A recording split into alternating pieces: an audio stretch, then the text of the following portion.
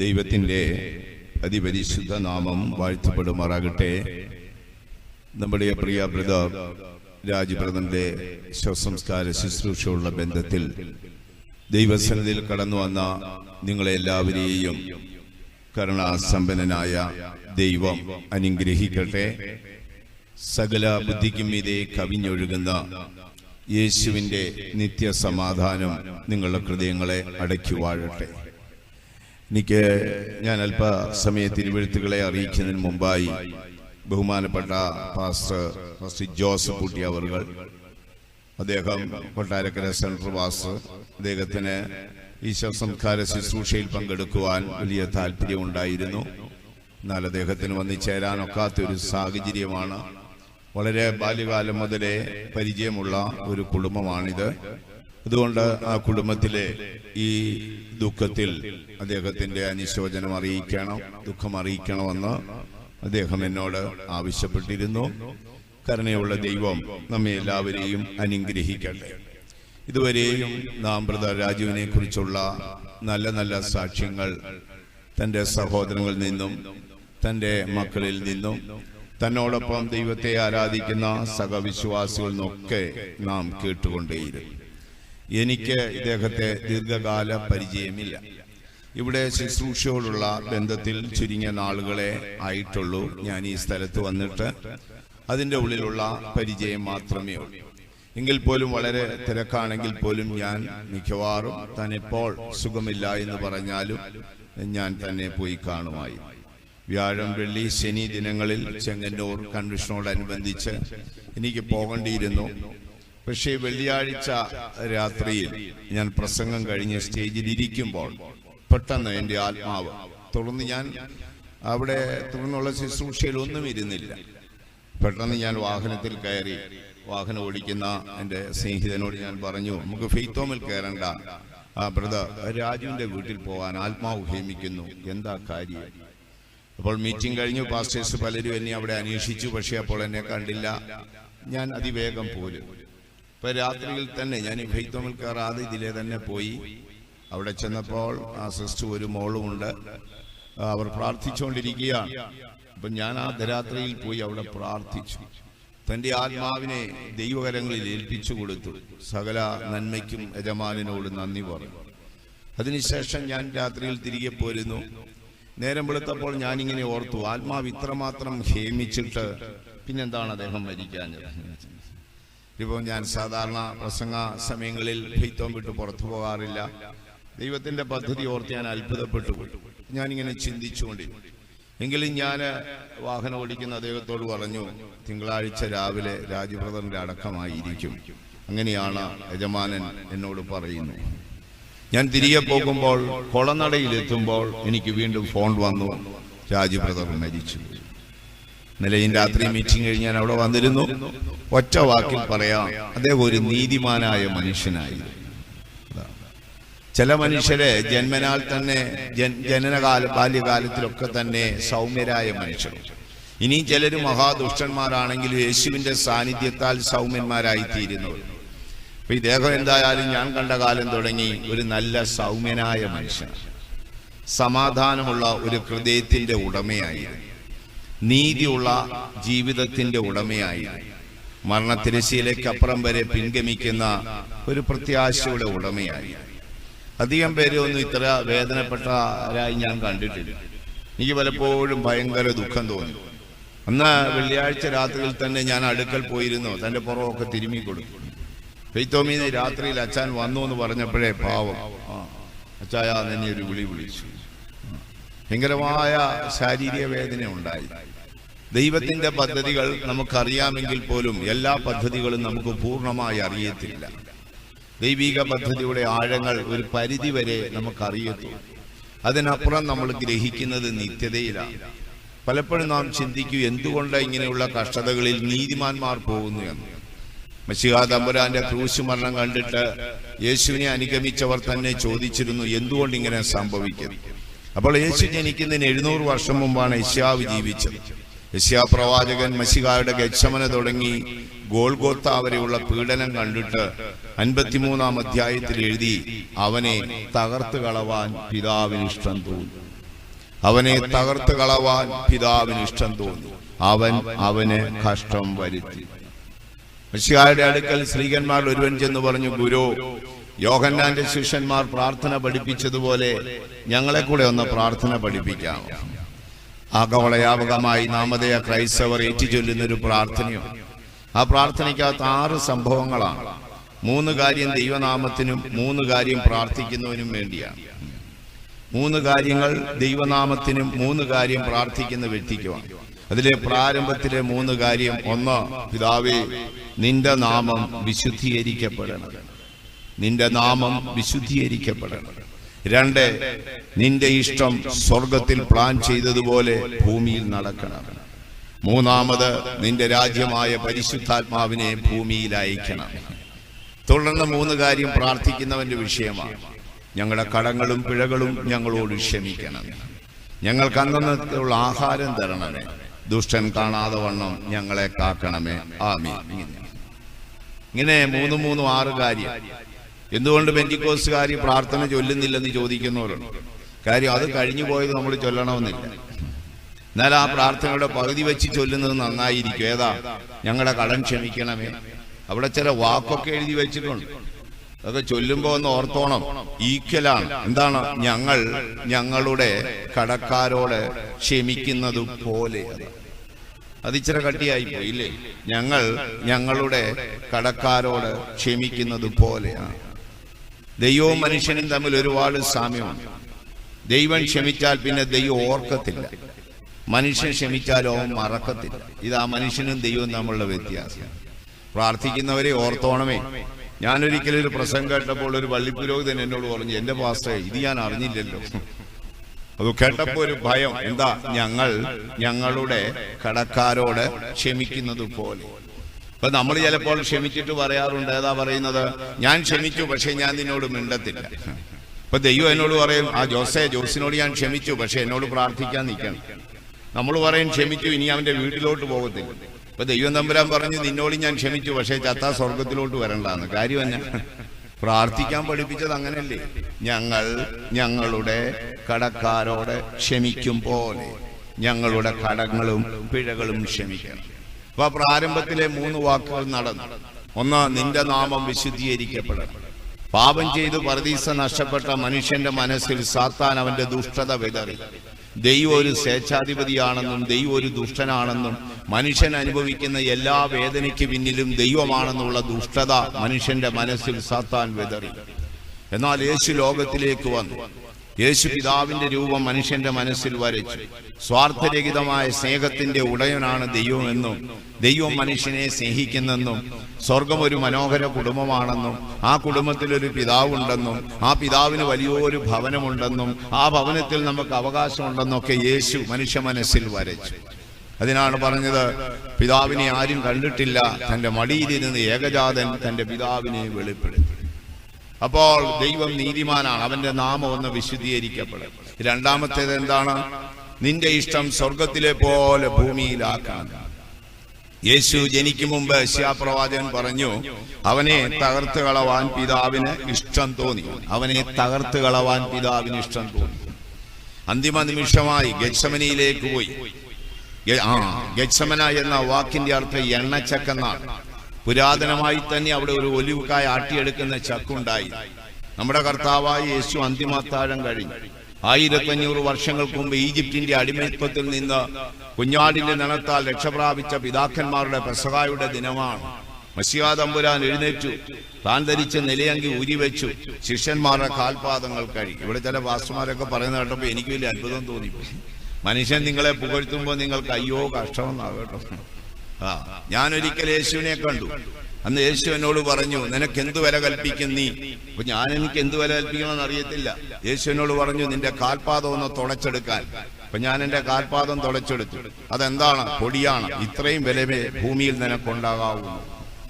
കാൽപാദത്തിൽ പറ്റിയ പൊടിയുടെ വില മാത്രമേ നിനക്കുണ്ടാകാവൂ. പുതിയ നിയമ ശുശ്രൂഷകരെ, നമ്മുടെ വില കാൽപാദത്തിൽ പറ്റിയ പൊടിയുടെ വിലയാകാവൂ. അതുകൊണ്ടാണ് പൗലോസ്ലിഹ ഇങ്ങനെ പേരിട്ടത്. പോൾ എന്ന വാക്ക് ഗ്രീക്ക് വാക്കാണ്. പോൾ എന്ന വാക്കിന്റെ അർത്ഥം ഡസ്റ്റർ എന്നാണ്. കാൽപാദത്തിൽ പറ്റുന്ന പൊടി. തന്റെ പേര് ശൗലെന്നാണ്. ഇസ്രായേലിലെ ഒന്നാമത്തെ രാജാവായ ശൗലിന്റെ ഓർമ്മയ്ക്കായി ആ ബെന്യാമിൻ ഗോത്രത്തിലെ സമ്പന്നർ തങ്ങളുടെ കുഞ്ഞുങ്ങൾക്ക് പേരിടും. യാക്കോബ സുറിയാനി സഭയിൽ നിങ്ങൾ പുത്തൻകുരിശിലൊക്കെ പോയാൽ അവിടുത്തെ ആമ്പിള്ളാർക്കെല്ലാം ബെസലേൽ നേടും. കാരണം എന്താ? വലിയ മെത്രാന്റെ പേരാ, അങ്ങേര് കാലം ചെയ്തു പോയി. അപ്പോൾ അങ്ങേരുടെ ഓർമ്മയ്ക്ക് വേണ്ടി ഇടും. ഇതുപോലെ ബെന്യാമിൻ ഗോത്രത്തിലെ പല കുഞ്ഞുങ്ങൾക്കും ഈ ശൗലിന്റെ പേരിടും. പക്ഷെ ദമസ്കോസിന്റെ പടിവാതിക്കൽ വെച്ച് യേശുവിനെ കണ്ടു. യേശു സൂര്യനെ കവിയുന്ന വെളിച്ചത്തിൽ നിൽക്കുന്നു. ശൗൽ ശൗൽ എന്നൊരു വിളി വിളിച്ചു. അങ്ങേ ആരാണെന്ന് ചോദിച്ചു. ഞാൻ ജീവിക്കുന്ന ദൈവമാണ്, നീ ഉപദ്രവിക്കുന്ന നസ്രയനായ യേശുവാണ്. അവൻ കാൽക്കൽ വീണു. അവന്റെ അക്ഷരീയ കണ്ണുകൾ അടഞ്ഞു, ആത്മീയ കണ്ണുകൾ തുറന്നു. താൻ മുടിച്ച മാർഗത്തിന് വേണ്ടി ദീർഘകാലം കഠിനാധ്വാനം. സ്വയം താൻ ഏറ്റെടുത്ത പേരാണ് ഏത്? പോൾ. പോൾ എന്ന വാക്കിന്റെ അർത്ഥം കാൽപാദത്തിലെ പൊടിയെന്ന. അതുകൊണ്ട് ഓർമ്മയിൽ സൂക്ഷിക്കൂ, നമുക്ക് ഭൂമി കൽപ്പിച്ചിരിക്കുന്ന വില കാൽപാദത്തിലെ പൊടിയുടെ വില മാത്രമേ. അതിനപ്പുറത്തേക്കില്ല. പുതിയ യേശുവിനെ അനുഗമിച്ച ഒരു ശുശ്രൂഷകന്റെ ഈ ലോകത്തിലെ വില വല്ലപ്പോഴും എങ്കിലും ഒന്ന് കാൽ തുടച്ച് പൊടിയെടുത്തിട്ട് അതൊന്ന് കൈത്തുമ്പിൽ വെച്ചിട്ടൊന്ന് യേശു പറഞ്ഞാട്ട്, യജമാനൻ ഞാൻ ഇത്ര മാത്രമേ ഉള്ളൂ.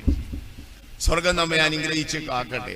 നമ്മുടെ പ്രിയ ബ്രദർ രാജു നിത്യതയിലേക്ക് പോയി. യേശുവിന്റെ രക്തത്താൽ വീണ്ടെടുക്കപ്പെട്ട ഇത്രയും വിശുദ്ധന്മാർ ചേർന്ന് ദൈവത്തിന് ഒരു അടക്കാരാധന കൊടുക്കും. നമുക്ക് ഒരു 1-2 വാക്കുകൾ പറഞ്ഞ് ഞാൻ ഉടനെ അവസാനിപ്പിക്കാം. അപ്പോസ്തലനായ പൗലോസ് ഇവിടെ ബൈബിൾ വായിച്ചപ്പോൾ ബഹുമാനപ്പെട്ട പാസ്റ്റർ വായിച്ചല്ലോ, തെസ്സലോനിക്ക ലേഖനത്തിലെ ഒരു വാക്ക് ഏതാണ്? പ്രത്യാശയില്ലാത്ത മറ്റുള്ളവരെ പോലെ നിങ്ങൾ ദുഃഖിക്കരുത്. ഒരു ദിവസം 24 മണിക്കൂറാണ്.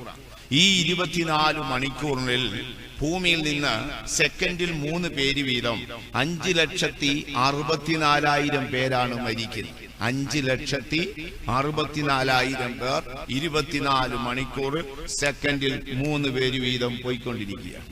നമ്മളെല്ലാം ക്യൂവിൽ നിൽക്കുകയാണ്. ബിവറേജിന്റെ വാതിക്കൽ കണ്ടിട്ടില്ലേ മലയാളി ക്യൂ നിൽക്കുന്നു? ഇതുപോലെ നിൽക്കുക. എപ്പോഴാണെന്ന് അറിയത്തില്ല. പേര് വിളിക്കുമ്പം പോകണം.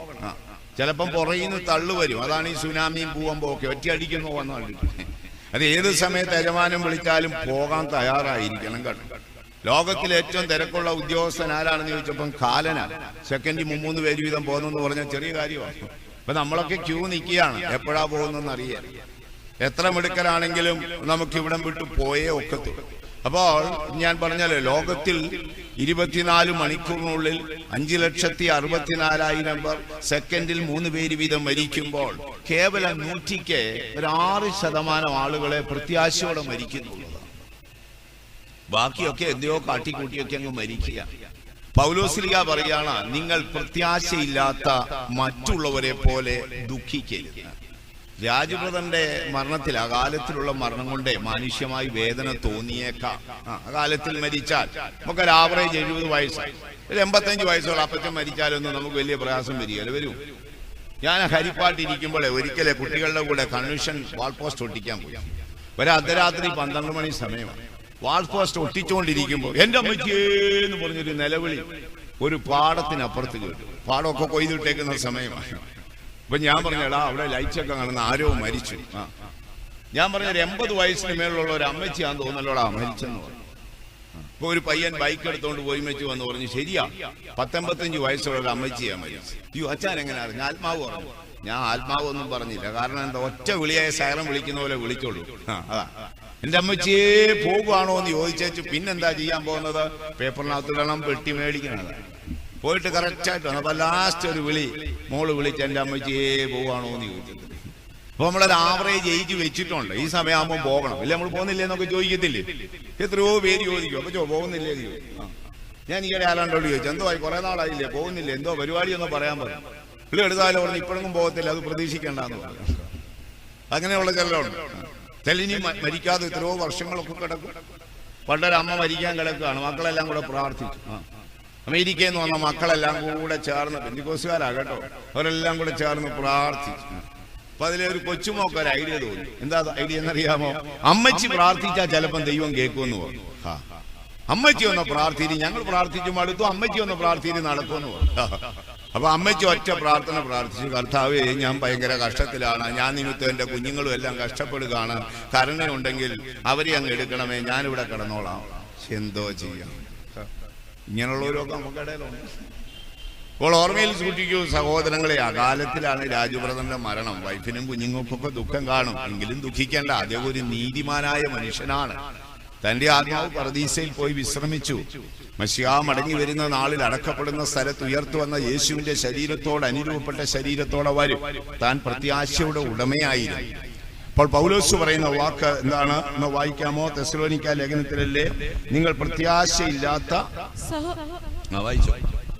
സഹോദരന്മാരെ, നിങ്ങൾ പ്രത്യാശയില്ലാത്ത മനുഷ്യരെ പോലാകില്ല. നമുക്കൊക്കെ പ്രത്യാശയുള്ളവരുണ്ട് അല്ലേ? എനിക്ക് അങ്ങനത്തൊക്കെ എങ്ങനെയാ, എപ്പം വേണേലും പോയേക്കാം. മോശ സഹോദരൻ അഹരോൻ മരിച്ചപ്പോ ഒരു കാര്യം പ്രാർത്ഥിച്ചു. എന്താ പ്രാർത്ഥിച്ചെന്നറിയാമോ? ജ്ഞാനമുള്ള ഒരു ഹൃദയം പ്രാപിപ്പാൻ ഞങ്ങളുടെ നാളുകൾ എണ്ണുവാൻ ഞങ്ങളെ ഒന്ന് ഉപദേശിച്ചു. ഞാൻ മിക്കവാറും ഉറക്കമില്ലാത്ത രാത്രിയിലല്ലേ യാത്ര കഴിഞ്ഞൊക്കെ വരുമ്പോൾ മൊബൈലിനകത്ത് ബാലൻസ് എന്തോ ഉണ്ടെന്ന് അടിക്കുന്നു. ഇനി ഒരു 10 കൊല്ലം ഒന്നും ഓടുകയില്ല. ശരീര കഷ്ടം അനുസരിച്ച് യാത്ര തിരക്കൊണ്ട് ഓടുകയില്ല. അല്ല, ഇനി കൂടിയാ 10 കൊല്ലം കൂടെ ഓടിയാലും ഏതാണ് 3650 ദിവസമല്ല ഉള്ളൂ. അത് കഴിഞ്ഞേച്ച് പോകണ്ടേ? അത് കഴിഞ്ഞ് നമ്മൾ ഇവിടുന്ന് പോകണം. എപ്പോഴും ഓർമ്മയിൽ സൂക്ഷിച്ചോണം, അത് കഴിഞ്ഞ് പോകണം. അന്നുള്ള വിശുദ്ധന്മാര് നമ്മളെ ഇതുപോലെ ഫ്രീസറിലൊക്കെ വെച്ച് നല്ല കാര്യങ്ങളൊക്കെ പറഞ്ഞു വിടും. ചിലരുടെ ചിന്ത അവരൊരിക്കലും മരിക്കത്തില്ലെന്ന്. നമ്മുടെ നാളുകളൊക്കെ എണ്ണി ജീവിക്കണം കേട്ടോ. ഇപ്പൊ പ്രത്യാശയോടെ ജീവിക്കണം. അതുകൊണ്ടാണ് സദൃശ്യവാക്യത്തിൽ ഒരു വാക്കുണ്ട്, 14-ാം അധ്യായം 32-ാം വാക്യം. സദൃശ്യവാക്യം 14:32 പെട്ടെന്നൊന്ന് വായിച്ചാൽ അവിടെ എഴുതിയിരിക്കുന്നു, നീതിമാന് വായിച്ചാൽ മരണത്തിലും പ്രത്യാശയുണ്ട്. ചെറിയ വാക്കാണോ? മുമ്പേ നമ്മൾ വായിച്ചു, പ്രത്യാശയില്ലാത്ത മനുഷ്യരെ പോലെ നിങ്ങൾ ദുഃഖിക്കരുതേ. പ്രത്യാശയില്ലാത്ത കോടിക്കണക്കിന് മനുഷ്യരുണ്ടെന്നേ. പ്രത്യാശയില്ലാത്ത മനുഷ്യരെ പോലെ നിങ്ങൾ ദുഃഖിക്കരുത്. അടുത്ത വാക്കിപ്പോൾ വായിച്ച കേട്ടോ, നീതിമാന് തന്റെ മരണത്തിലും പ്രത്യാശ. അപ്പോൾ നീതിമാനായ ഒരു മനുഷ്യന് തന്റെ ജീവിതത്തിൽ ആഴമായ പ്രത്യാശ പ്രാപിക്കണമെങ്കിൽ ഒന്ന് അവന്റെ അനുഭവമാണ്, രണ്ട് അവന്റെ അറിവാണ്. അനുഭവവും അറിവും കൂടെ ചേർന്നാണ് അവൻ ഈ പ്രത്യാശ കൊടുക്കുന്നത്. നമ്മൾ ബെന്തിക്കോസ് പശ്ചാത്തലത്തിൽ ജനിച്ചെന്നോ ക്രൈസ്തവരാണെന്നോ പറഞ്ഞൊന്നും നമുക്ക് പ്രത്യാശ ലഭിക്കത്തില്ല, ഒരിക്കലും ലഭിക്കത്തില്ല. കഴിഞ്ഞ ദിനം ഞാൻ ചെങ്ങന്നൂർ മരണത്താഴ്വരയെ കുറിച്ച് പ്രസംഗിച്ചു. രാത്രി തന്നെ ഒരാൾ എന്നോട് പറയാം, വാസ്തവച്ച കേട്ടപ്പോ ഒരു ആശ്വാസം ഉണ്ടെങ്കിൽ ഉള്ളിലൊരു പേടിയുണ്ട്, എങ്ങനെ ഒറ്റയ്ക്ക് അതിലേ പോകുമെന്ന്. അപ്പോൾ നമുക്ക് പ്രത്യാശയുള്ളവരായി ജീവിക്കാം. എങ്ങനെ നമുക്ക് പ്രത്യാശ ലഭിക്കും? ശ്രദ്ധിക്കുക. നമ്മൾ അതാ എല്ലാം വിശദമായി ചിന്തിക്കാൻ സമയം പോരാ. നിങ്ങളും വളരെ മുഷിഞ്ഞിരിക്കുകയാണ്, ഉടനടി നിർത്തിയേക്കാം. സംഭവം ഇതാണ്, നമ്മുടെ രണ്ട് ഭാഗമായിട്ടാണ് ഞാൻ പറഞ്ഞല്ലോ. ഒന്ന് നമ്മുടെ അനുഭവം, മറ്റൊന്ന് നമ്മുടെ അറിവ്. അപ്പൊ അനുഭവത്തിൽ 1-2 കാര്യം ഒന്ന് പെട്ടെന്ന് ചിന്തിക്കാം. അപ്പോസ്തലനായ പൗലോസ് ഹെബ്രായർക്ക് ലേഖനം എഴുതുമ്പോൾ അദ്ദേഹം ഒരു വാക്ക് എഴുതിയിരിക്കുക, ആശ്വാസത്തിനായി സങ്കേത നഗരത്തിലേക്ക് ഓടി വന്ന നിങ്ങൾക്ക് ദൈവത്തിന് പോഷ്കു പറയുവാൻ കഴിയാത്തതും നീക്കിക്കളയാൻ കഴിയാത്തതുമായ 2 കാര്യങ്ങളാൽ ഉറപ്പുവരുത്തി. അത് നിങ്ങളുടെ ആത്മാവിന്റെ നങ്കുരമായ പ്രത്യാശയാണ്. ലേഖനം 6-ാം അധ്യായം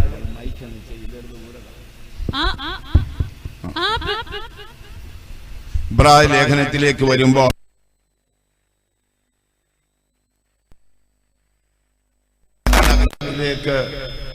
ആശ്വാസത്തിനായി സങ്കേത നഗരത്തിലേക്ക് ഓടി വന്നിരിക്കുന്ന നിങ്ങൾക്ക് ദൈവത്തിന് പോഷ്കു പറയാൻ കഴിയാത്തതും നീക്കിക്കളയാൻ കഴിയാത്തതുമായ 2 കാര്യങ്ങളാൽ ഉറപ്പുവരുത്തി. അത് നമ്മുടെ ആത്മാവിന്റെ പ്രത്യാശയാണ്. കർത്താവായ യേശുവിന്റെ ക്രൂശ് എന്ന സങ്കേത നഗരത്തിൽ ഒരു ഓടിയെത്തിയപ്പോൾ നീക്കപ്പെടാത്തതും ദൈവം പോഷ്കു പറയാത്തതുമായ 2 കാര്യങ്ങൾ ലഭിച്ചു. എന്താണ് ഈ 2 കാര്യം? പ്രവാചകനായ യെശയ്യാവ് പറയുകയാണ്, ആകാശം മാറിപ്പോകും, ഭൂമി നീങ്ങിപ്പോകും, ഭൂമിയിലെ നിവാസികൾ നീതിയുള്ള ദൈവത്തെയും അവന്റെ നീതിയുള്ള വിധിയെയും ദുഷ്ടന്മാരുടെ യാതനാസ്ഥലത്തെയും വിശുദ്ധന്മാരുടെ പറുദീസയിൽ ഏത് മനുഷ്യനും കാണും. അതിനാൽ പൗലോസ് പറഞ്ഞത്, അഗ്രിപ്പാ, ദൈവത്തോടും മനുഷ്യരോടും കുറ്റമറ്റ മനസ്സാക്ഷ്യം. ദൈവത്തിന് മഹത്വം ഉണ്ടാകണം. ദൈവത്തോടും മനുഷ്യനോടും കുറ്റമറ്റ മനസ്സാക്ഷി. നല്ല വാക്കല്ല, നമുക്ക് ചെറിയ കാര്യമാണ്. ചെറിയ കാര്യമല്ല. 38 വർഷത്തോളം ശുശ്രൂഷകനായിരിക്കും കാലത്ത് ഇത് നമ്മൾ അനുഭവിക്കുന്നതൊന്നും അല്ലെന്ന് അങ്ങനെ അനുഭവിക്കുന്നത്. ഒന്നിനു കുറെ 40 അടി എന്ന് പറഞ്ഞാൽ 39 അടി വീതം 5 വട്ടം കൊണ്ട് വിശേഷകാല നിമിത്തം തല്ലുകൊണ്ടവരുണ്ടോ? 39 × 5 എന്ന് ഗുണിച്ച് 195 അടി കൊണ്ടിട്ടുണ്ട്. 195 അടി പൗലോസ്ലീഹ കൊണ്ടിട്ടുണ്ട്. ഒരു രാത്രി മുഴുവൻ ആ ഉപദേശി ഒരു തടിക്കഷ്ണത്തെ പിടിച്ച് മധ്യതണ്ണി കടലിൽ കിടന്നിട്ടുണ്ട്. നമ്മൾ വയറ് നടയെ ശാപ്പാടടിച്ചേച്ച് പിന്നെ എന്തെങ്കിലുമൊക്കെ കുടിച്ചേച്ച് കാലെടുത്ത് ഉത്തരത്തെ വെച്ചാ ഫിലിപ്പിയ ലേഖനം വായിക്കുന്നത്. സന്തോഷിപ്പീൻ സന്തോഷിപ്പീൻ. എഴുതിയത് എവിടാന്നറിയാമോ? റോമൻ കാരാഗ്രഹത്തിന്റെ ഇരുമ്പഴിക്കുള്ളിൽ അരണ്ട വെളിച്ചത്തിലിരുന്ന് ആ തൂവലുകൾ മുക്കി തോലിൽ എഴുതി ചേർത്തു, സന്തോഷിപ്പീ സന്തോഷിപ്പീ സന്തോഷിപ്പീ. തന്റെ പ്രാണനെ ഇങ്ങനെ അനർത്ഥങ്ങളുടെ ഘോഷയാത്ര പിൻഗമിച്ചപ്പോൾ താൻ പറയാണ്, നൊടി നേരത്തേക്കുള്ള ഞങ്ങളുടെ ലഘുവായ കഷ്ടം. സമയം എപ്പോഴാണ്? നൊടി നേരം. കഷ്ടം എത്രയാണ്? ഒരു ചെറിയ, അതിനപ്പുറം മലയാളമില്ല. നൊടി നേരത്തേക്കുള്ള ലഘുവായ കഷ്ടം. ഞാൻ എപ്പോഴും അത് ഓർക്കാറുണ്ട്. കാരണം എന്താ? അനന്തനിത്യതയുടെ കാലദൈർഘ്യവും അവിടെ വിശുദ്ധന്മാർക്ക് ലഭിക്കുന്ന അവകാശവും കണ്ടപ്പോൾ ഇങ്ങേര് പറയാണ്, നൊടി നേരത്തേക്കുള്ള ലഘുവായ കഷ്ടം. എന്താ കഷ്ടം? തെരുവുനായ കല്ലെറിയുന്ന പോലെ കല്ലെറിഞ്ഞു. എന്താ കഷ്ടം? 195 അടി കൊണ്ടു. എന്താ കഷ്ടം? ഒരു രാത്രി മുഴുവൻ വെള്ളത്തിൽ കഴിച്ചു കൂട്ടി. എത്ര പേര് നിൽക്കും? നിങ്ങളൊന്ന് ആലോചിച്ച്. എല്ലാം കഴിഞ്ഞ് AD 68 നീറോയുടെ കൽപ്പനപ്രകാരം 2 കൈകളും 2 ഭാഗത്തേക്ക് വലിച്ചെടുത്ത് തൻ്റെ കഴുത്തറുത്ത് രക്തം ഒഴുക്കിക്കളഞ്ഞു. നമുക്കൊക്കെ ചിന്തിക്കാൻ ഒക്കുമോ? അതുകൊണ്ടാണ് നൂറുകണക്കിന് വർഷം കഴിഞ്ഞിട്ടും കോടിക്കണക്കിന് ജനങ്ങൾ തൻ്റെ നാമം ഏറ്റു പറയുന്നത്. അപ്പോൾ പ്രത്യാശയുടെ ഭാഗവും നിർമ്മലതയാണ് കേട്ടോ. നമ്മുടെ മനസ്സാക്ഷിയുടെ നിർമ്മലതയൊക്കെ സൂക്ഷിച്ചോണം. നമ്മൾ ചിന്തിക്കുന്ന പോലൊന്നുമല്ല നിത്യത. നമ്മുടെ ചിന്ത അടൂർ KSRTC ബസ് സ്റ്റാൻഡ് പോലെ തുറന്നു കിടക്കുക. നമ്മൾ അങ്ങോട്ട് ചെല്ലും, അതിലേ കയറും ഇതിലേ ഇറങ്ങും. പ്രിയമുള്ളവരെ, അങ്ങനെയൊന്നും അല്ല സ്വർഗം. കർത്താവായ യേശു സ്വർഗത്തിൽ നിന്ന് വന്ന് നമ്മളോട് കുറെ കാര്യം പറഞ്ഞിട്ടുണ്ട്. അത് അതുപോലെ ജീവിക്കണം. പെന്തിക്കോസിലെ മത്തായി ഉപദേശി പറഞ്ഞതല്ല, അത് യേശു പറഞ്ഞതാണ്. അത് അതുപോലെ ജീവിച്ചാലേ മേളിലോട്ട് പോകത്തുള്ളൂ. നമ്മുടെ പ്രകടനമൊന്നും അവിടെ വേണ്ട. ഇപ്പൊ സ്വർഗത്തിൽ ഞാൻ ചെന്നാലേ, അല്ലെ ഇവിടെ ഇരിക്കുന്ന ബഹുമാനപ്പെട്ട പാസ്റ്റർമാർ ആരെങ്കിലും അവിടെ ചെന്നിരിക്കട്ടെ, ഞാൻ സ്വർഗത്തിൽ ചെല്ലുമ്പോൾ സ്വർഗവാതുക്കൽ നിൽക്കുന്ന ദൂതന്മാർ എന്നോട് എന്ത് ചോദിക്കും? ആ ബ്രദർ ജോസ് ഏത് കുടുംബത്തിലെയാ, ഏത് ചർച്ചക്കാരനാണ്? ഇതൊന്നും അറിയണ്ട. സകല ഭൂവാസികളും ആദാം എന്ന ഏക മനുഷ്യന്റെ ജീവ ഉറവയിൽ നിന്ന് ഒഴുകിയതാണെന്നും സ്വർഗത്തിന് അറിയാം. ഇപ്പൊ ഞാൻ ആരാണെന്നും സ്വർഗത്തിൽ അറിയേ വേണ്ട. പകരം ദൂതന്മാർ ചോദിക്കുന്ന ചോദ്യം ഏതാണെന്നറിയാമോ? നിങ്ങൾ സ്വർഗത്തിലെത്തുമ്പോൾ ദൂതന്മാർ നിങ്ങളോട് ചോദിക്കുന്ന ചോദ്യം ഏതാണ്? നിങ്ങൾ ആരാണെന്ന് ചോദിക്കുമോ? നിങ്ങൾ ആരാണെന്ന് ചോദിച്ചാൽ നമുക്ക് ഒരുപാട് കാര്യങ്ങൾ പറയാം, നമുക്ക് എന്തെല്ലാം പറഞ്ഞു പിടിപ്പിക്കാം. നോ, ഇതൊന്നും അവിടെ ചോദ്യമില്ല. ദൂതന്മാർ നിങ്ങളോട് ചോദിക്കും, ദൂതന്മാരുടെ ആരാധനപത്രമായ മശിഹായെ നിന്റെ പിതാവായ ദൈവം ലോകത്തിൽ അയച്ചു തന്നല്ലോ, ആ യേശു നിനക്ക് ആരായിരിക്കുമെന്നൊരു ചോദ്യം. നീ ആരാണെന്നല്ല, യേശു നിനക്കാരാണെന്ന് ചോദ്യം. ഇത് കണ്ടാണ് പൗലോസ്ലീഹ പറഞ്ഞത്, അവൻ ദൈവത്തിങ്കൽ നിന്ന്, അവൻ നമുക്ക് ദൈവത്തിങ്കൽ നിന്ന് നീതിയും വീണ്ടെടുപ്പും ജ്ഞാനവും ശുദ്ധീകരണവുമാണ്. അപ്പോൾ എൻ്റെ ആത്മാവ് എഴുന്നേറ്റ് പറയും, യേശു എൻ്റെ വീണ്ടെടുപ്പാണ്, യേശു എൻ്റെ ജ്ഞാനമാണ്, യേശു എൻ്റെ നീതിയാണ്, യേശു എൻ്റെ വിശുദ്ധിയാണ്. ഈ 4 വാക്കുകളെ റൗണ്ട് ചെയ്തിട്ട് നമുക്ക് ഒറ്റ വാക്ക് പറയാം. യേശു പറഞ്ഞു, ഞാൻ ജീവിക്കുന്നത് കൊണ്ട് നിങ്ങളും ജീവിക്കുന്നു. നമ്മൾ ആരാണെന്നൊന്നും അവിടെ ചോദ്യമില്ല. യേശു ആരാണെന്ന് നമ്മളോട് ചോദിക്കും കേട്ടോ. യേശു നമ്മുടെ ആരാണെന്ന് ചോദിക്കുമ്പോൾ ഓർമ്മയിൽ സൂക്ഷിക്കൂ സഹോദരങ്ങളെ. നീതിമാന് മരണത്തിൽ പ്രത്യാശയുണ്ട്. രഹസ്യം എന്താണെന്ന് ചോദിച്ചാൽ, ഒന്നാമത് സങ്കേത നഗരത്തിൽ ഓടിച്ചെന്നു ഈ രാജബ്രദർ. കർത്താവായ യേശുവിന്റെ ക്രൂശ് എന്ന സങ്കേത നഗരത്തിൽ ചെന്നു, വാതിൽ തുറന്നു കിടന്നു, അകത്തേക്ക് കയറി. തന്നെ പിൻഗമിച്ച മരണഭയത്തിൽ നിന്ന് ഒഴിവായി. തനിക്ക് ദൈവത്തിന്റെ നീതി ലഭിച്ചു. കൃപയാലും രക്തത്താലും വിശ്വാസത്താലും രാജബ്രദർ നീതീകരിച്ചു. യേശു ക്രിസ്തുവിന്റെ ദാനമായ രക്ഷ കിട്ടി. തന്റെ ആത്മാവ് നരകത്തിൽ പോവുകയില്ല. തന്റെ ആത്മാവിന് യജമാനന്റെ മുമ്പിൽ ധൈര്യമായി നിൽക്കാം. പൗലോസ് പറഞ്ഞില്ലേ, ഞാൻ നഗ്നനല്ല, എനിക്ക് ഉടുപ്പുണ്ട്, ഞാൻ ധൈര്യത്തോടെ നിന്നോളാമെന്ന്. ആദാം നീ എവിടെ നിന്ന് ചോദിച്ചപ്പോൾ ഞാൻ നഗ്നനാണെന്ന് പറഞ്ഞു. ഇയ്യോബ് പറഞ്ഞു, നഗ്നനായി വന്നു, ഞാൻ നഗ്നനായി പോവാണ്. പൗലോസ്ലീഹ പറഞ്ഞു, ഞാൻ നഗ്നനല്ല, എനിക്കൊരു ഉടുപ്പുണ്ട്, അത് നീതിയുടെ അങ്കിയാണ്. എൻ്റെ മശിഹായുടെ ക്രൂശ് മരണത്തിലുള്ള വിശ്വാസത്താൽ നീതിയും രക്ഷയും എനിക്ക് കിട്ടി. രണ്ടാമത് എന്താണ്? യേശുവിന്റെ സാന്നിധ്യം നമ്മിലുണ്ട്. യേശുവിന്റെ സാന്നിധ്യം. പൗലോസ് പറഞ്ഞില്ലേ, മഹത്വത്തിന്റെ പ്രത്യാശയായ ക്രിസ്തു നിങ്ങളിൽ വസിക്കുന്നു. ആ പ്രത്യാശയാണ് നമ്മളെ വാഴുന്നത്. മൂന്നാമത് നമ്മൾ ചിന്തിച്ചത് ഏതാണ്? അത് നിർമ്മലതയാണ് കേട്ടോ. മനസാക്ഷിയുടെ നിർമ്മലതയാണ്. നമ്മളില്ല, നല്ല മനസാക്ഷിയുണ്ട്, നല്ല ആത്മധൈര്യമുണ്ട്. ആത്മധൈര്യമുണ്ട്, നല്ല ഉറപ്പുള്ള വിശ്വാസമുണ്ട്. ഉറപ്പുള്ള വിശ്വാസമുണ്ട്, ജീവനുള്ള പ്രത്യാശയുണ്ട്. ഇല്ലേ നമ്മൾ അഡ്ജസ്റ്റ്മെന്റിന് പോയാൽ വെള്ളത്തിലാകും, സോപ്പ് പോത പോലെ പൊടിഞ്ഞു പോകും. മനസാക്ഷിയാണ് ഏറ്റവും ഇമ്പോർട്ടൻറ്റ് ഏത് കാര്യത്തിലും. മനസാക്ഷി ഒന്നാമത് ഒരു ദീപമാണ്.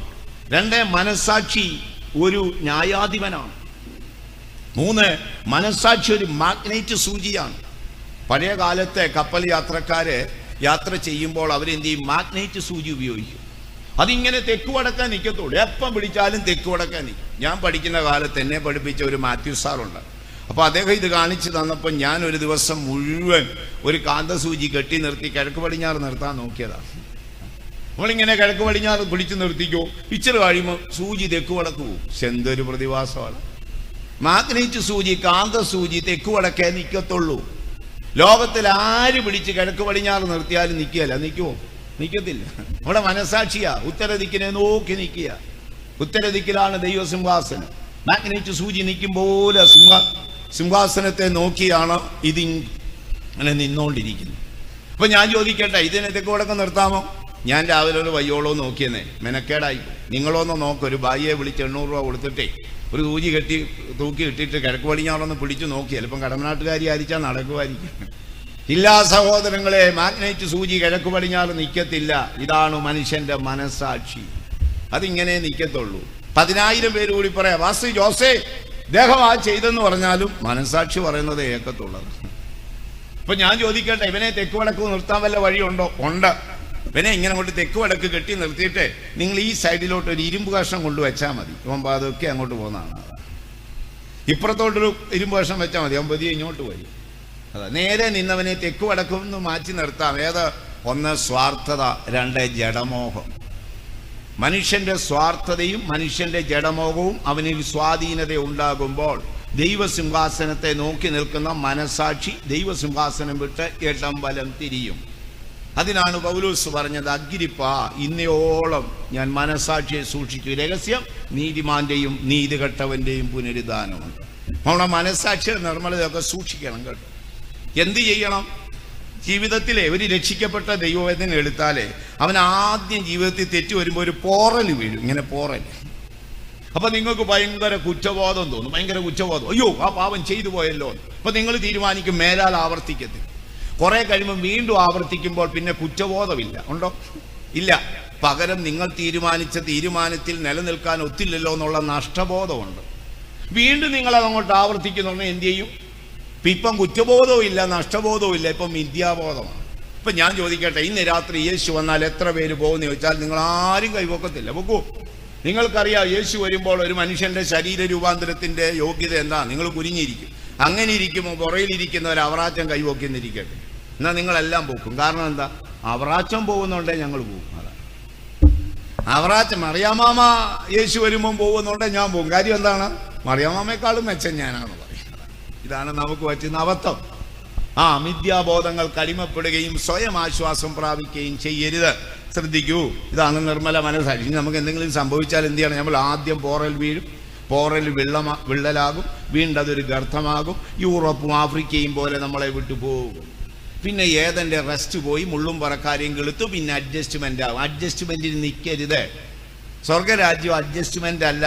വെളിപ്പാട് പുസ്തകത്തിൽ ഒരു വാക്യമുണ്ട്, യെരൂശലേമിന്റെ വാതിൽ അടച്ചില്ല. അടുത്ത വരി എന്തെന്ന് പറയാമോ? യെരൂശലേമിന്റെ വാതിൽ അടച്ചില്ല. നെക്സ്റ്റ് വേർഡ്സ് എന്താ? രാത്രി അവിടെ ഇല്ലല്ലോ. അങ്ങനെ ഉണ്ടെന്നാണോ? രാത്രി അവിടെ ഇല്ലല്ലോ. രാത്രി ഇല്ലാത്തൊരു യെരൂശലേമാണ്, വാതിൽ അടയ്ക്കാത്തതാണ്. നമ്മൾ എത്ര ജീവിക്കണം? ഭക്തനായ മോശയെ ദൈവവചനത്തിൽ വിശ്വസ്തൻ എന്ന് വിളിച്ചിട്ടുണ്ട്. രഹസ്യം നിങ്ങൾക്ക് പറയാമോ? സമയം അവസാനിപ്പിക്കുന്ന ഉടനെ നിർത്താം. ഭക്തനായ മോശയെ വിശ്വസ്തൻ എന്ന് വിളിച്ചിട്ടുണ്ട്. രഹസ്യം പറയാമോ? മോശ സമാഗമന കൂടാരത്തിൽ ഒരു കെരൂബിനെ ഉണ്ടാക്കി. അന്തർമന്ദിരത്തിൽ നീയോ പെട്ടകത്തിന്റെ മേളിൽ എന്തോ വലിപ്പമുണ്ടെന്നറിയാമോ? 1.5 മുഴം പൊക്കമേ ഉള്ളന്നേ. ഇത്രയും പൊക്കമേ ഉള്ളൂ. ഇത്രയും പൊക്കമേ ഉള്ളൂ. നമ്മൾ അകത്തി എന്ന് കയറിയാല് ഈ കെരൂബ് ഇങ്ങനെ വണങ്ങി നിൽക്കുന്ന കാണത്തുള്ളൂ. ഇച്ചിരിയേ ഉള്ളൂ. പിന്നെ സോളമൻ രാജാവ് ഒരെണ്ണം പണിതു. എത്ര? 15 മുഴം. 15 മുഴം പൊക്കം. 1.5 കിലോമീറ്റർ ദൂരത്ത് നിന്നാൽ നമുക്ക് കെരൂബിനെ കാണാം. പക്ഷെ ഇങ്ങനെ ചാകാൻ നേരം പ്രത്യാശയില്ലാതെ മൃഗതുല്യനായി അരിഷ്ടപ്പെട്ട് മായ മായ എന്നൊക്കെ പറഞ്ഞ നാളൊരു വേദപുസ്തക പണ്ഡിതൻ പറയുന്ന ഈ മായ എന്ന് വിളിച്ച അവസാനം കെട്ടിയ പെണ്ണിന്റെ പേര് മായെന്ന് വെച്ചായിരുന്നു. അപ്പൊ അവളെ മായേന്ന് വിളിച്ചാൽ മരിച്ചെന്ന് അറിഞ്ഞുകൂടാ കേട്ടോ. ഏതായാലും എല്ലാം മായ എന്ന് പറഞ്ഞു. കാരണം എന്നറിയാമോ, ഈ 15 മുഴം പൊക്കമുള്ള ഈ കെരൂബ് എന്തായിരുന്നറിയാം? ഒലിവുതടി കൊണ്ട് പണിത്, പൊന്നുകൊണ്ട് പണിത്. ഇപ്പൊ നമ്മൾ പോയി ഇച്ചിരി മുറിച്ച് നോക്കിയാൽ അകത്ത് ഉണങ്ങിയ തടി കാണാം. മോശ പണിതത് ഇത്രയേ ഉള്ളൂ കേട്ടോ, പക്ഷെ അത് ഒറിജിനൽ ഗോൾഡ് ആണ്. മോശ പണിത് ഇത്രയേ ഉള്ളൂ, 1.5 മുഴം പൊക്കമേ ഉള്ളൂ, പക്ഷെ അത് ഗോൾഡ്, ഫുൾ ഗോൾഡ്.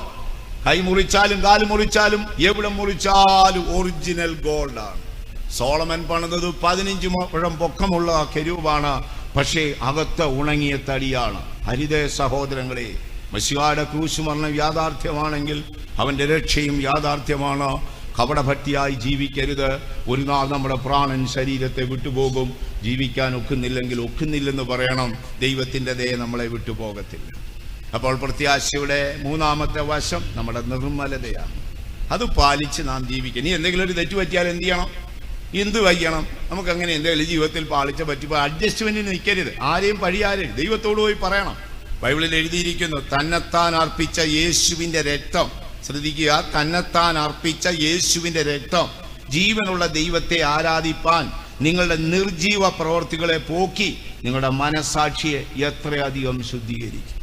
നിങ്ങൾ ഈ പ്രാർത്ഥിക്കാൻ വരിക, വലിയ ആഗ്രഹത്തോടെ ജോലിയൊക്കെ കഴിഞ്ഞ് പ്രാർത്ഥിക്കാൻ വരും. അപ്പൊ നമ്മളെ 3 പേരാ കുറ്റം വിധിക്കുന്നു. 1 മനസാക്ഷി, 2 സാത്താൻ, 3 പ്രമാണം.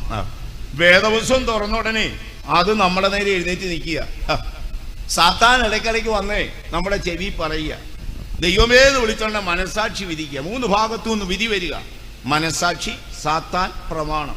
3ഉം കൂടെ വിധിച്ചപ്പോൾ നമ്മൾ എന്ത് ചെയ്തു? ഉള്ളം വിറച്ചുപോയി. രക്ഷപ്പെടാൻ എന്തു വഴി? ഒരേ ഒരു വഴി. മനസാക്ഷിയെ ശുദ്ധീകരിപ്പാൻ യേശുവിന്റെ രക്തം വേണം. സാത്താനെ ജയിപ്പാൻ യേശുവിന്റെ രക്തം വേണം. വചനം പറയുന്ന പ്രമാണങ്ങളിൽ നിന്ന് അന്യപ്പെട്ടു പോയെങ്കിൽ രക്തം ചൊരിഞ്ഞാൽ നമുക്ക് വിമോചനം കിട്ടും. മനസാക്ഷിയുടെ നിർമ്മലത കാക്കൂ. 4ാമത്തെ വിഷയം ഞാൻ ഓടിച്ചു പറയാം. റോമാലേഖനം 5-ാം അധ്യായം 3-ാം വാക്യം. ഒരു ഭക്തന്റെ പ്രത്യാശയുടെ രഹസ്യം. റോമർ 5:3 വചനം ഇതാണ്. കഷ്ടത എന്ന് വായിക്കാമോ? കഷ്ടത സഹിഷ്ണുതയെയും, സഹിഷ്ണുത സിദ്ധതയെയും, സിദ്ധത പ്രത്യാശയും ഉളവാക്കും. അത് തന്നെയല്ല, കഷ്ടത സഹിഷ്ണുതയെയും, കഷ്ടത സഹിഷ്ണുതയെയും, സഹിഷ്ണുത സിദ്ധതയെയും, സഹിഷ്ണുത സിദ്ധതയെയും, സിദ്ധത പ്രത്യാശയും ഉളവാക്കും. നീതിമാനും മരണത്തിൽ പ്രത്യാശ ഉണ്ടെങ്കിൽ അതിന് പ്രധാനപ്പെട്ട 4 കാര്യമുണ്ട്. 1, അവൻ രക്ഷിക്കപ്പെട്ടവനും. 2, വിശ്വാസത്താൽ നീതീകരിക്കപ്പെട്ടവനുമാണ്. 2, മരണം വിട്ടുയർത്തു വന്ന യേശുവിന്റെ സാന്നിധ്യം അവനിലുണ്ട്. 3ാമത്, അവന്റെ മനസാക്ഷിയുടെ നിർമ്മലത അവൻ കാത്തു. 4ാമത്, അവന്റെ കഷ്ടത അവനെ തേജസ്സിലേക്ക് കൊണ്ടെത്തിച്ചു. ഈ രാജിച്ചാനെ അങ്ങനെ തന്നെ നമുക്ക് പറയാം.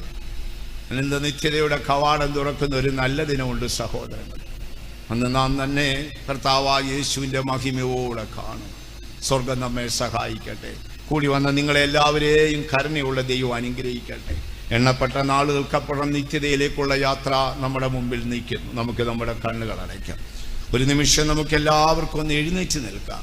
ഇവിടെ നടന്ന ഒരു ശുശ്രൂഷയും ഈ സഹോദരന്റെ ആത്മാവിനോട് ബന്ധപ്പെട്ടതല്ല, പകരം കൂടി വന്ന നമുക്ക് വേണ്ടിയാണ്. ഇന്ന് രാത്രിയിൽ നമ്മുടെ പ്രാണൻ നമ്മളെ വിട്ടു പിരിഞ്ഞാൽ നമ്മുടെ ആത്മാവിന് പർദീസ തുറന്നു കിടക്കുമോ? ഈ രാത്രിയിൽ നമ്മുടെ ആത്മാവിനെ ദൈവം വിളിച്ചാൽ വാതിലടയ്ക്കാത്ത യെരൂശലേമിൽ നമുക്ക് അവകാശം കിട്ടുമോ? കണ്ണുകളെ അടച്ചാട്ടെ. കർത്താവിന്റെ പാദപീഠത്തിലേക്ക് പോകാം. നമുക്ക് എല്ലാവർക്കും വീണ്ടും ചേർന്ന് നന്ദി നിറഞ്ഞ ഹൃദയത്തോടെ ഒന്ന് സ്തോത്രം ചെയ്താട്ടെ. സ്തോത്രം, സ്തോത്രം, സ്തോത്രം. ഈ ശവസംസ്കാര ശുശ്രൂഷയിൽ പങ്കെടുത്ത വലിയവരോ ചെറിയവരോ ആരും നഷ്ടപ്പെടാതെ നിത്യതയുടെ കവാടം തുറക്കുമ്പോൾ അവരുടെ മുഖം കണ്ടെത്തുവാൻ ദൈവം നമ്മെ സഹായിക്കട്ടെ. ചേർന്നതിനായി നമുക്ക് സ്തോത്രം ചെയ്യാം. പ്രിയ സഹോദരനിൽ ദൈവം ചെയ്ത എല്ലാ നന്മകളെ ഓർത്ത് നമുക്ക് സ്തോത്രം ചെയ്യാം. തുടർന്ന് സെമിട്രിയിലെ ശുശ്രൂഷകൾ ഏറ്റവും അനുഗ്രഹമായി തീരണം. അതിനായി നമുക്ക് സ്തോത്രം ചെയ്യാം. ദുഃഖത്തിലായിരിക്കുന്ന അപ്പച്ചനെയും അമ്മച്ചിയും സഹോദരങ്ങളെയും ഭാര്യയും കുഞ്ഞുങ്ങളെല്ലാം അനുഗ്രഹിച്ച് കാക്കട്ടെ. അതിനായി സ്തോത്രം ചെയ്യാം. തൻ്റെ ദുഃഖത്തിൽ പങ്കാളികളായി വന്നു ചേർന്ന എല്ലാവരെയും സിയോനിന്ന് ദൈവം അനുഗ്രഹിക്കട്ടെ. അതിനായി സ്തോത്രം. പ്രാധാന്യമുള്ളതായിരുന്നു. പഴയ നിയമ ചരിത്രത്തിലും പുതിയ നിയമ ചരിത്രത്തിലും ഇങ്ങനെയുള്ള അനേക സംഭവങ്ങൾ എടുത്തെഴുതിയിരിക്കുന്നത് നമുക്ക് കാണാം. എന്നാൽ ഇപ്പോൾ ഇവിടെ നാം ഒരു വേദഭാഗം വായിച്ചു കേട്ടു. 1 കൊരിന്ത്യർ 15-ാം അധ്യായത്തിന്റെ 35-ാം വാക്യം ഇങ്ങനെയാണ്: പക്ഷെ ഒരുവൻ ചോദിക്കുകയാണ്, മരിച്ചവൻ എങ്ങനെ ഉയർക്കും? അവൻ ഏതുവിധ ശരീരത്തോടുകൂടെ വരും? പൗലോസ് ജീവിക്കുന്ന കാലത്ത് അന്ന് വളരെ സ്വാധീനതയുള്ളത് ഗ്രീക്കുകാർക്കായിരുന്നു. മഹാനായ അലക്സാണ്ടറുടെ പടയോട്ടത്തോടുകൂടി അദ്ദേഹം വെട്ടിപ്പിടിച്ച ദേശത്തൊക്കെ ഗ്രീക്കിന്റെ സ്വാധീനതയുണ്ടായിരുന്നു. പുരാതന കാലം തുടങ്ങി മനുഷ്യർക്കിടയിലുള്ള ഒരു ചോദ്യമാണ്. ബൈബിളിൽ ഇതുപോലുള്ള ചില ചോദ്യങ്ങളുണ്ട്. ജോബിന്റെ പുസ്തകത്തിൽ ഒരു ചോദ്യമുണ്ട്: മനുഷ്യൻ പ്രാണനെ വിട്ടാൽ പിന്നെ അവൻ ജീവിക്കുമോ? ലോകത്തിൽ ഇന്ന് മനുഷ്യരുടെ, പ്രത്യേകിച്ച് യഹൂദന്മാർക്കിടയിലും ക്രൈസ്തവർക്കിടയിലും ഇസ്ലാമിയർക്കിടയിലുമുള്ള ഒരേ വിശ്വാസമാണ് മരിച്ചവരുടെ പുനരുദ്ധാനവും ന്യായവിധിയും. ഭാരതീയരുടെ വിശ്വാസം അങ്ങനെയല്ല. ഒരു മരിച്ചാൽ അവൻ ഒന്നിനു പിന്നാലെ മറ്റൊന്നായി 7 ജന്മങ്ങളെ എടുത്ത് ഭൂമിയിലേക്ക് വരുമെന്നും ഒടുവിൽ അവന്റെ ആത്മാവ് ബ്രഹ്മാണ്ടത്തിൽ ലയിച്ചു ചേരുമെന്നാണ് ഭാരതത്തിലെ ഹൈന്ദവർ വിശ്വസിച്ചിരുന്നത്. ഉദാഹരണമായിട്ട് ഒരു ചെറിയ ചരം കഷ്ണമെടുത്ത് ശാന്തമായി കിടക്കുന്ന ഒരു തടാകത്തിൽ നാം ഇട്ടാൽ ഓരോളത്തിന് പിന്നാലെ മറ്റൊരു ഓളം, അങ്ങനെ 7 ഓളം ഉണ്ടാകും. ഒടുവിൽ ആ ഓളം ആ തടാകത്തിൽ ലയിച്ചു ചേരും. ഇതായിരുന്നു ഭാരതീയരുടെ വിശ്വാസം. ശ്രീബുദ്ധ മഹർഷി തന്റെ പിൻഗാമികളെ പഠിപ്പിച്ചിരുന്നത് മനുഷ്യന്റെ ശരീരം എന്നത് ഒരു ആത്മാവാണ്, കുതിര എന്നത് ഒരു മനുഷ്യന്റെ ആത്മാവാണെന്നും രഥം എന്നത് മനുഷ്യന്റെ ശരീരമാണെന്നും ഈ ആത്മാവാകുന്ന കുതിരയെ ഈ ജീവപാശം കൊണ്ട് കെട്ടിയിരിക്കുകയാണെന്നും ജീവപാശം അറ്റുപോകുമ്പോൾ ഈ കുതിര അല്ലെങ്കിൽ ആത്മാവ് സൃഷ്ടാവിൽ പോകുന്നു എന്നും രഥമായ ശരീരം ഭൂമിയിലേക്ക് പോകുന്നു എന്നുമാണ് ശ്രീബുദ്ധ മഹർഷിയുടെ അല്ലെങ്കിൽ ബുദ്ധന്റെ അറിവ്. എന്നാൽ ഈ മനുഷ്യൻ പിന്നെ എങ്ങനെ ഉയർത്തും? മനുഷ്യ ബുദ്ധി കൊണ്ട് ഇത് ഒരിക്കലും സാധ്യമല്ല. ആർക്കത് ചിന്തിക്കാൻ? മണ്ണോട് ചേർന്ന ഈ ശരീരം എങ്ങനെ ഉയർത്തു വരും എന്നൊരു ചോദ്യമാണ് ചോദിക്കുന്നത്. മനുഷ്യൻ എങ്ങനെ ഉയർത്തും? ബൈബിൾ അതിന് എന്താണ് പറയുന്നത്? മനുഷ്യൻ എങ്ങനെ ഉയർത്തും എന്നുള്ള ചോദ്യത്തിന് ബൈബിൾ പറയുന്ന 2 കാര്യങ്ങളാണ്. ഒന്ന്, ദൈവ ശബ്ദമാണ് മനുഷ്യനെ ഉയർപ്പിക്കുക. ഇപ്പോൾ ഇദ്ദേഹത്തെ ഈ ബാബുച്ചാനെ ഭൂമിയിൽ ആര് വിളിച്ചാലും എഴുന്നേൽക്കത്തില്ല. ആര് വിളിച്ചാലും അദ്ദേഹം എഴുന്നേൽക്കത്തില്ല. എന്നാൽ അദ്ദേഹത്തിന്റെ ഇടയനായ, ആളുകളുടെ ഇടയനായ യേശു വരും. യേശു വിളിക്കും. അതിനാണ് പൗലോസ് ഈ മർമ്മം ഗ്രഹിച്ചു പറഞ്ഞ കർത്താവ് ഗംഭീരനാദത്തോടെ. എന്തിനാണ് ഈ ഗംഭീരനാദം?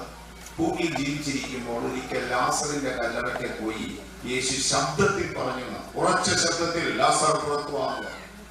അപ്പോ ദൈവ ശബ്ദമാണ് മരിച്ച വിശുദ്ധന്മാരുടെ ശരീരത്തെ ഉയർപ്പിക്കുന്നത്.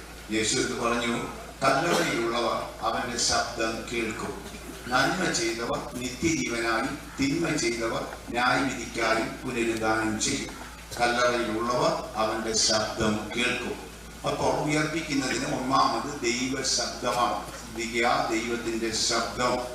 ആ ശബ്ദം ഈ ശരീരം കേൾക്കും. അതിന് ഗംഭീരനാദമെന്നാണ് പൗലോസ്ലിഹയുടെ ഭാഷയിൽ പറഞ്ഞിരിക്കുന്നത്. രണ്ടാമത് എങ്ങനെ ഉയർക്കും?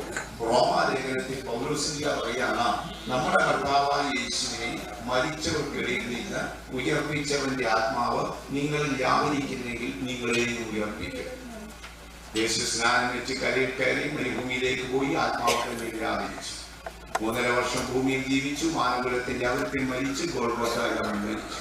കൈഞ്ഞത്തെക്കാരനായ ജോസഫ് ഔദാര്യമായി കൊടുത്ത ശവകുടീരത്തിൽ തന്റെ ശവശരീരം സൂക്ഷിച്ചു. എന്നാൽ ആ ശരീരം അവിടെ ഇരിക്കുമ്പോൾ ആത്മാ പിതാവായ ദൈവം. അപ്പൊ യേശുവിനെ ഉയർപ്പിച്ചത് 1 പിതാവിന്റെ ശബ്ദവും 2 തന്നിൽ വ്യാപരിച്ച പരിശുദ്ധാത്മാവിന്റെ ശക്തിയാണ്. പൗലോസ് പറഞ്ഞു, അവൻ ക്രിസ്തുവിൽ വ്യാപരിച്ചു. ക്രിസ്തുവിനെ മരിച്ചവർക്കിടയിൽ ഉയർപ്പിച്ച് പിതാവിന്റെ വലത്ത് ഭാഗത്തേക്ക് കൊണ്ടുപോവുകയും തന്റെ സഭയാം ശരീരത്തിൽ പകരുകയും ചെയ്തു. അപ്പോൾ നമ്മളെ ഉയർപ്പിക്കുന്നത് ഒന്നാമത് ദൈവശബ്ദം, രണ്ടാമത് പരിശുദ്ധാത്മാവിന്റെ സാന്നിധ്യം. ഇനി അടുത്തൊരു ചോദ്യം, ഏത് വിധം ഉയർത്തു വന്ന ശരീരത്തോടെ? വേദപുസ്തകം നമ്മൾ പഠിച്ചാൽ വിശുദ്ധ ബൈബിൾ അടിസ്ഥാനത്തിൽ ക്രൈസ്തവരുടെ വിശ്വാസ പ്രമാണം ഉൾക്കൊണ്ട് നിൽക്കുന്ന ബൈബിൾ അടിസ്ഥാനത്തിൽ യേശുവിന്റെ ശരീരത്തിൽ 3 ഭാഗങ്ങളാണ്. 1 വചനം ജഡമായി തീർന്ന ശരീരം. 2 കല്ലറ വിട്ട് ഉയർന്നു വന്ന മഹത്വമുള്ള ശരീരം. 3 തന്റെ പരിശുദ്ധ നിറം കൊടുത്ത് വിലയ്ക്ക് വാങ്ങിയ പുതിയ നിയമ സഭയാം ശരീരം. ഇങ്ങനെ 3 ശരീരങ്ങളുണ്ട്. നമ്മുടെ ശരീരത്തെക്കുറിച്ച് നമ്മൾ പഠിച്ചാൽ നമ്മുടെ ആത്മാവ് വസിച്ചൊരു ശരീരം, ഇനി ഈ ശരീരം ഉയർത്ത് പോലെ അത് കർത്താവായി ഉയർത്ത് വന്ന ശരീരം പോലെയാണ്. ഇപ്പൊ ചിലരിൽ പഠിച്ചു വെക്കുന്ന കാഴ്ചയുള്ള ശരീരം അവന്റെ മഹത്വമുള്ള ശരീരത്തോട് അനുരൂപപ്പെട്ടു വരുമ്പോൾ അസ്ഥിയും മാംസമുള്ള ഒരു ശരീരത്തോട് പ്രകൃതിയുടെ പ്രതിഭാസങ്ങൾക്ക് നമ്മുടെ ചിന്താമണ്ഡലങ്ങൾക്ക് അപ്പുറം അതിവേഗം പോകുവാനും പ്രകൃതിയുടെ പ്രതിഭാസങ്ങൾക്ക് തടഞ്ഞു നിർത്താൻ കഴിയാത്തവണ്ണമുള്ള യേശുവിന്റെ ശരീരത്തോട് അനുരൂപപ്പെട്ട ശരീരത്തോടെ നമ്മുടെ പ്രിയപ്പെട്ട ബാബുച്ചാൻ ഒരു ദിവസത്തിൽ ക്രൈസ്തവരായ നമ്മുടെ വിശ്വാസികൾ 2 ക്വസ്റ്റ്യനാണ്. എങ്ങനെ ഉയർത്തും? ദൈവശബ്ദത്താലും പരിശുദ്ധാത്മാവിന്റെ സാന്നിധ്യത്താലും. അടുത്ത ചോദ്യം, ഏതുവിധ ശരീരത്തോടെ? യേശു ഉയർത്തു വന്ന അതേ ശരീരത്തോടെ. അപ്പൊ നമുക്കൊരു ചോദ്യം ഉണ്ടാകും, യേശു ഉയർത്തു വന്നപ്പോൾ കൈകാലുകളിൽ പാടുണ്ടായി, തോമസിന്റെ അടുക്കെ വിളിച്ചു വിലാപ്പുറത്ത് തൊടിയിച്ച് നോക്കി, യേശുവിന്റെ ശരീരത്തിൽ കൈയിലും കാലിലും പാടുണ്ടായി. അപ്പൊ നമുക്കൊരു ചോദ്യം വരും, ഉയർത്തു വരുന്ന നമ്മുടെ ശരീരത്തിൽ പാട് കാണും? ഇല്ല സഹോദരൻ. പാപത്താൽ നമ്മിൽ വന്ന പാടുകൾക്ക് നീക്കം വരുത്തുവാനാണ് രക്ഷകൻ നമുക്ക് പകരം പാടുകളെ ചെയ്യും. അവനേറ്റ പാട് നിമിത്തം ഉയർത്തു വരുന്ന നമ്മുടെ ശരീരം ആ യേശുവിന്റെ ശരീരത്തോടെ. ഒരിക്കൽ യേശുവിനോട് ചോദിച്ചപ്പോൾ യേശു പറയുന്നില്ല, അവർ പുനരുദ്ധാനപുത്രന്മാരാകിയാൽ അവർ ദൈവദൂതന്മാർക്ക് തുല്യരാണ്. അവർ വിവാഹം കഴിക്കുന്നില്ല, വിവാഹത്തിന് കൊടുക്കുന്നില്ല, ഇനി അവരൊരിക്കലും മരിക്കത്തില്ല. ക്രിസ്തുവ എങ്ങനെ ഉയർത്തു വന്നോ അതുപോലെ ഒരു ശരീരത്തോടെ നമ്മുടെ പ്രിയപ്പെട്ട ബാബുച്ചാൻ നമ്മൾ ദൈവം വിശ്വസ്തൻ, തന്റെ വിശ്വസ്തതയ്ക്ക് ഒരിക്കലും മാറ്റം വരരുത്. കാഹളധ്വനിയോടെ വരും. പൗലോസ്ലീഹ യേശുവിന്റെ ആദ്യപ്രകാര ശിഷ്യന്മാരിൽപ്പെട്ടതല്ല, പിൽക്കാലത്ത് വന്നതാണ്. പക്ഷെ യേശുവിനെ കുറിച്ച് ആഴത്തിൽ അന്വേഷിച്ച മനുഷ്യനാണ്. അദ്ദേഹമാണ് ഈ സംഭവം എഴുതിയത്. കർത്താവ് ഗംഭീരനാഥത്തോടെ. അതെന്തിനാണ്? കർത്താവെ അങ്ങ് എന്തിനാണ് ഗംഭീരനാഥത്തോടെ വരുന്നത്? യേശു എന്ത് പറഞ്ഞു? കല്ലറയിലുള്ളവർ അവന്റെ ശബ്ദം കേൾക്കും. ആ ശബ്ദം കല്ലറയിൽ തട്ടും. ഗംഭീരനാഥം മരിച്ചവനെ മഹത്വമുള്ള ശരീരത്തോടെ ഉയർത്തി. അടുത്തത് പ്രധാന ദൂതന്റെ ശബ്ദം. അതെന്തിനാണ്? ഉയർത്തു വരുന്ന ആത്മാക്കൾക്ക് സ്വർലോകങ്ങളിൽ വഴിയൊരുക്കുവാൻ, ദുഷ്ടാത്മ സേനയ്ക്കിടയിൽ വഴിയൊരുക്കുവാൻ മീഖായേലിന്റെ സാന്നിധ്യം അവിടെ. മൂന്നാമത് കാഹളം. എന്തിനാണ്? ദൈവം പറഞ്ഞു, നീ വെള്ളി കൊണ്ട് കാഹളം ഉണ്ടാക്കണം, അത് ദീർഘദൂരത്തിൽ ശബ്ദത്തിൽ ഊതണം. കാഹളം ഊതുമ്പോൾ കൂടാരം ഇവിടെ നിന്ന് പോകണം. കർത്താവിന്റെ ഗംഭീരനാഥം ഇദ്ദേഹത്തെ ഉയർപ്പിച്ചു വരും. അടുത്തത് പ്രധാന ദൂതനായ മീഖായേലിന്റെ സാന്നിധ്യം ഉണ്ടാകും. ഇങ്ങനെയാണ് കർത്താവ് ഗംഭീരനാഥത്തോടും പ്രധാന ദൂതനായ മീഖായേലിന്റെ ശബ്ദത്തോടും ദൈവത്തിന്റെ കാഹളത്തോടും കൂടെ സ്വർഗത്തിൽ ഇറങ്ങി. ആ വരുന്ന ദിനത്തിൽ പ്രിയപ്പെട്ട നമ്മുടെ അച്ഛനെ കാണാം. നമുക്ക് വിശ്വസിക്കാം. സന്തോഷത്തോടെ, സമാധാനത്തോടെ, പ്രത്യാശയോടെ നമുക്ക് തന്നെ യാത്ര അയക്കാം. എല്ലാവരും ചേർന്ന് ശക്തിയായിട്ടൊന്ന് സ്തോത്രം ചെയ്താൽ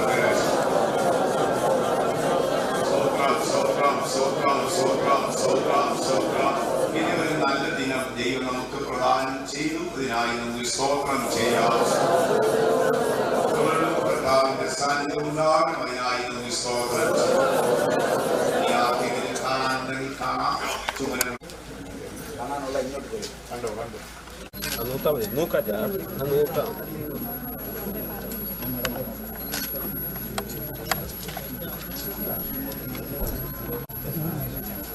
അതെ ആ ഓക്കെ.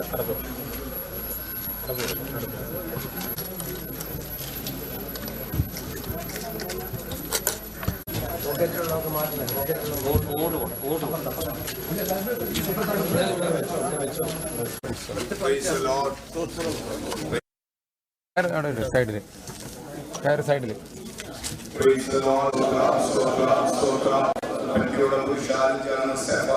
അടക്കം ചെയ്തപോലെ ഹൃദയത്തോടെ സ്തോത്രം ചെയ്താണ്. മടങ്ങി വരുന്ന നാളിൽ പുനരുദ്ധാനം പ്രാപിച്ച് ശുദ്ധന്മാർ അവകാശത്തിൽ വന്നു ചേരുന്നതിനായി നമുക്ക് സ്തോത്രം ചെയ്യാം. എല്ലാവരും ചേർന്ന് ദൈവത്തെ സ്തുതിച്ചാണ്.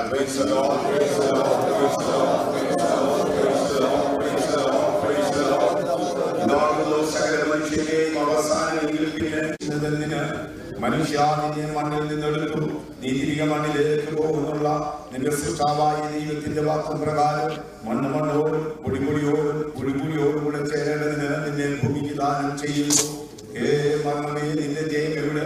മരണമേ നിന്റെ വിഷമുള്ളവരുടെ മരണത്തിന്റെ വിഷമുള്ള പാപം, പാപത്തിന്റെ ശക്തിയോ ന്യായപ്രമാണം നമ്മുടെ കർത്താവായ യേശു ക്രിസ്തു മുഖാന്തരം നമുക്ക് ജയം തരുന്ന നമ്മുടെ ദൈവത്തിന് സ്തോത്രം, നമ്മുടെ ദൈവത്തിന് സ്തോത്രം, നമ്മുടെ ദൈവത്തിന് സ്തോത്രം.